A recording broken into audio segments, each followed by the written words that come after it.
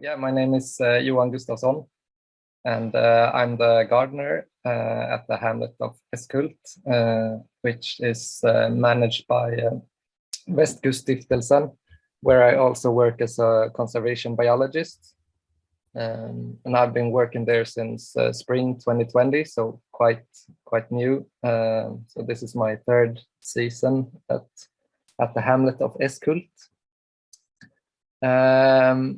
And so, yeah, we'll be speaking about the soil restorations, but it's hard to only talk about the soil. It's like the restorations in whole, because everything in Äskhult is connected to the landscape and the surroundings. So it will be a little bit about everything. So here on the picture you see the hamlet, and the houses in the hamlet today are built during the from the 17th to the 19th century, and the houses aren't like rebuilt; they're just repaired in place. So really old houses, yeah, it consists of 4 individual farms. But only one farmland, so quite intensive agriculture with 4 farmers in one farmland, and plenty of people when everybody was living in the hamlet. So yeah, it's located on the west coast of Sweden, close to Gothenburg, 45 minutes from Gothenburg, in the county of Halland, north parts of Halland. And it became a nature reserve in 97, and then turned into a cultural reserve in 2004. So when I planned this, I talked to like the expert of geology on Äskhult, and he said that how fun, the soil is the whole reason why the hamlet is built where it is. So he told me that I need to speak about like the geology of the place. So the hamlet is built upon a hill, or he told me like a giant bread loaf in the landscape, a giant moraine bread loaf. So it's a quite like rough surroundings and flat lowlands, which were like really wet in history. So but then up on this hill, it's more dry and flat fields, so easier to cultivate back in time. And yeah, this bread loaf is called a drumlin in Swedish. I don't know the English word for it, but it was created by the inland ice, and you can see like in the surroundings there plenty of those creations and old hamlets on each of them. So and here we see a bit more about the surroundings, which are really stony and rough. So you can see why they were cultivating up on this hill. And as I wrote here, when people come here, many people come here to visit, they see those unpainted houses and really weather exposed place, and think it must have been a really harsh and poor place to live, but the place has been like cultivated for over 5,000 years. So people have been living here and cultivating the soil for a really long time. So back in time, it was like when now the flatlands are like dried out and we've made ditches and such. But in history, it was like the best place you could stay in this part of Sweden. And yeah, so the soil it's really, yeah, the moraine soil is contains of all those different fractions, from like big boulders to and stones, and in this part of Sweden it's quite sandy, but here we made some soil samples and saw that it was up to 10% clay in the soil as well. So and that's not really not so much in the surroundings. So that made like the soil more, it can hold moisture more, so, and easy to work with the sandy mix. So a good natural soil in the place. And yeah, during the 20th century, the surroundings or the fields were modernly driven. The last person who lived in the village, he lived there alone. His name was Gottfried. He died in 64. So quite recently, people lived here. But he didn't cultivate the fields and the fields himself. He leased it to a farmer nearby, and yeah, he was he drove it like modernly or rationally. So all the like agricultural history the place were changed. So the cultivated small patches were merged to bigger patches, and all the boulders and cairns were removed from the fields. So it looked like more like a modern agriculture. But then Äskhult became a nature reserve and culture reserve, and then our restoration goals was to show how the agricultural landscape looked like in southwest Sweden before all those agricultural reforms took place during the 19th century. So we had like the starting point to find all of these old documents and maps. So here you see a map from 1825, and it's like the first map material we got from Äskhult. So this was what we wanted to recreate.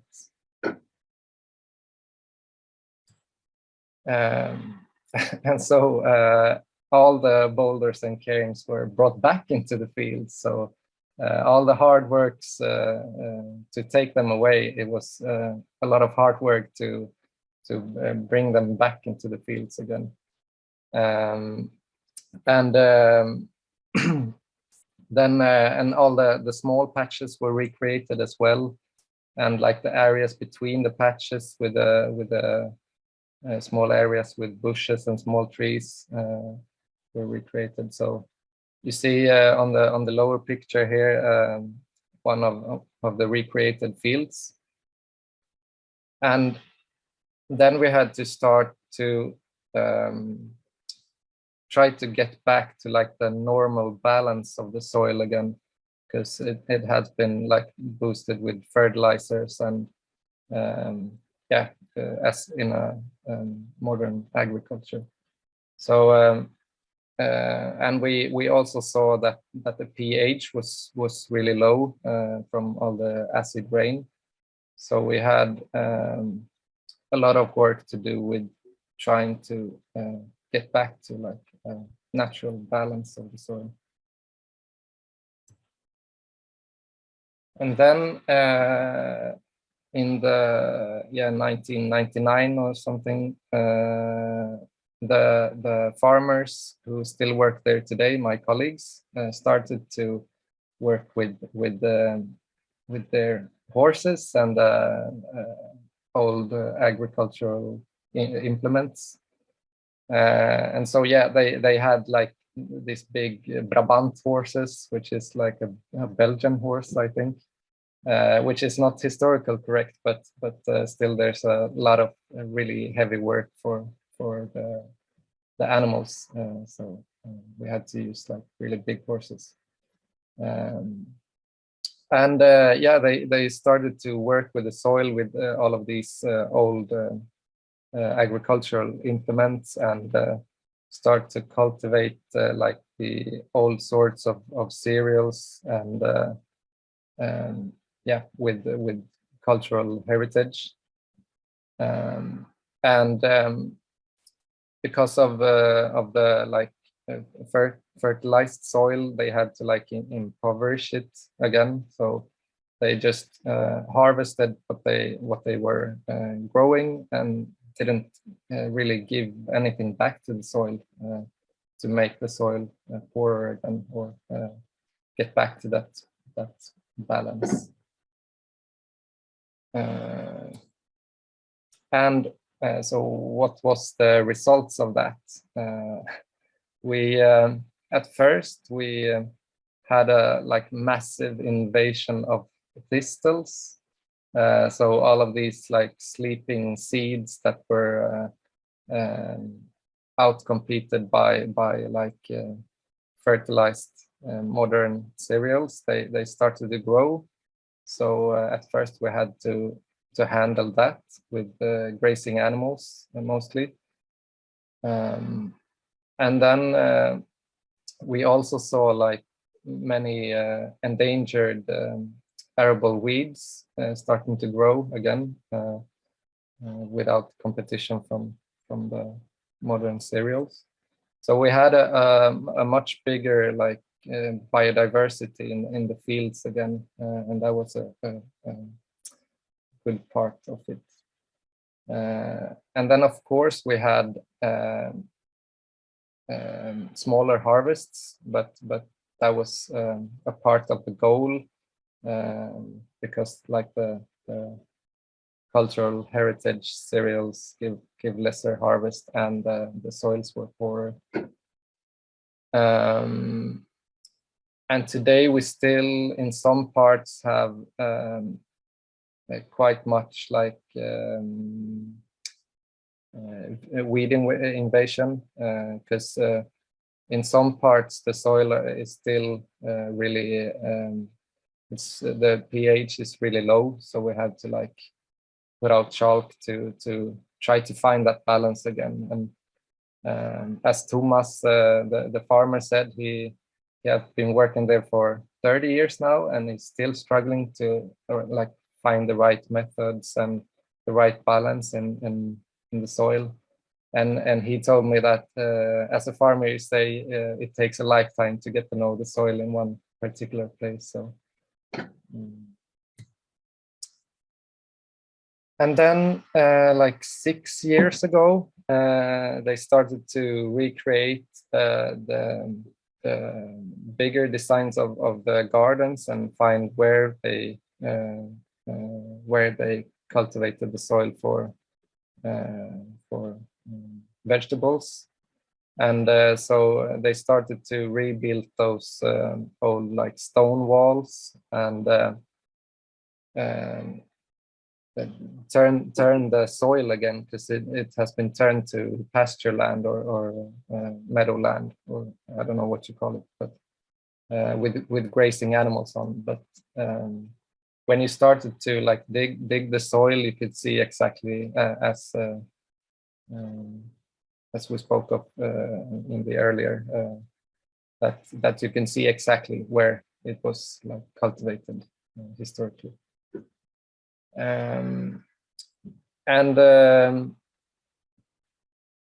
Yeah, we then that garden project started, and we wanted to like show all the different components in a historic, I don't know what you call it in English, but like we call it a cabbage garden historically, because they were growing a lot of cabbage, I think. But, so this is what Bengt's garden looks like today. And this has been cultivated for some more years than the other ones. So it's much better soil here already. So the one in the background is Göttas. and we have had some problems when we recreated that, because they used machines that like took up the mineral soil as well. So it's we had to like feed it with more organic matter to get a better soil building. And it's really interesting that you see like the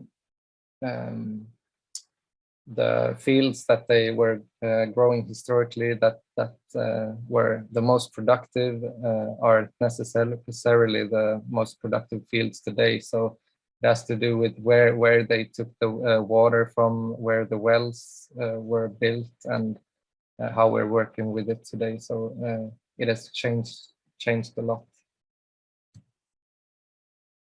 And this is during the early summer, and yeah, when I cultivate the soil here, I only use like ecological methods and seeds, and try to find all those different vegetables with cultural heritage that is like connected to the local place. And it's really hard to know to find the right vegetables, and to know what the people on the countryside were growing back then. Many of like information about it is from castle environments, or like church and such. Yeah, and I try to use as much rainwater as I can, or water from the lake. We haven't recreated the well yet, which is close by, but so now I collect rainwater, and yeah, I like to think of it as like the optimal place for practicing permaculture. I've read some permaculture during my education, and this is a really good place to practice it, to try to find like not put anything into the place that weren't there from the beginning, and try to work like creatively with the surroundings and what I already have. And so this is some of my harvests, and it's not always necessarily like the biggest harvest or the nicest harvest, but that's not the goal either. I like to keep it quite, or it shouldn't look too like rich or too clean in the gardens. I leave some weeds to, because yeah, now I work with this for full time, but back then they were more people, but they had a lot of work to do. So yeah, and I often think that they knew the soil so much better than I did, because they like cultivated it for their whole life, and their ancestors gave them the information about the soil. So I have some work to do. I've been there 2 years, and many to go, hopefully. So and how do we manage the soil today? Yeah, I use no machines, just like historical garden tools, and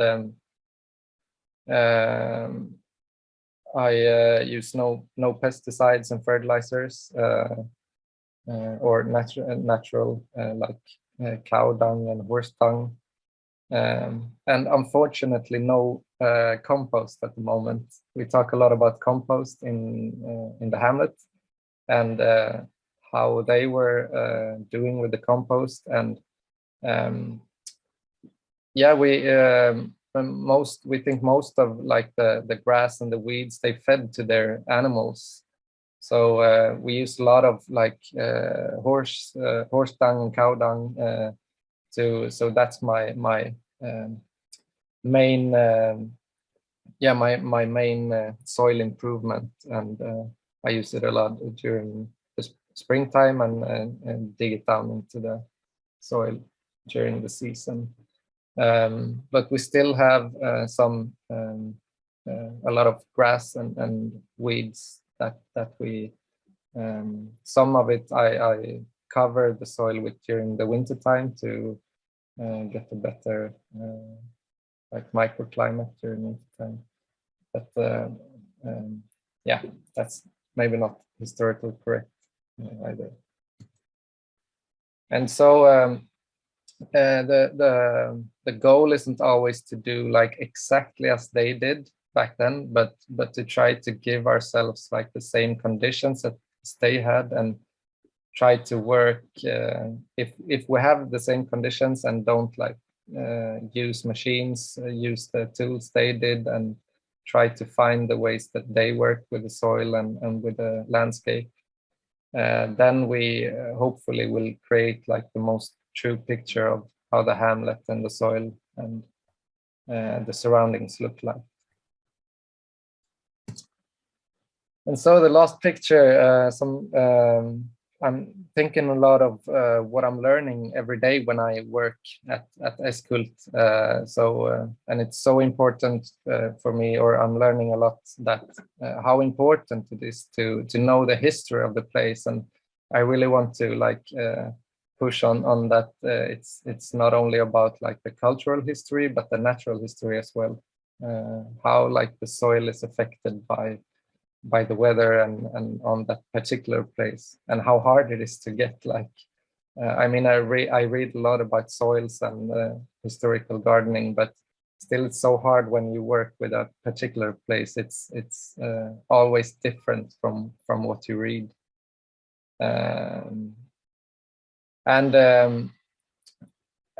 We talk a lot about to document everything that we're doing. So now that people aren't living in the hamlet anymore, and can't like put the information through generations, we have to be really, it's so important to document what we're doing. And so I don't know if I've translated it right, but the farmer, he also said that the history is written in the soil, and its letters are hard labor, care, and continuity. And I think it was yeah, a really nice thing to think about. So yeah, thank you.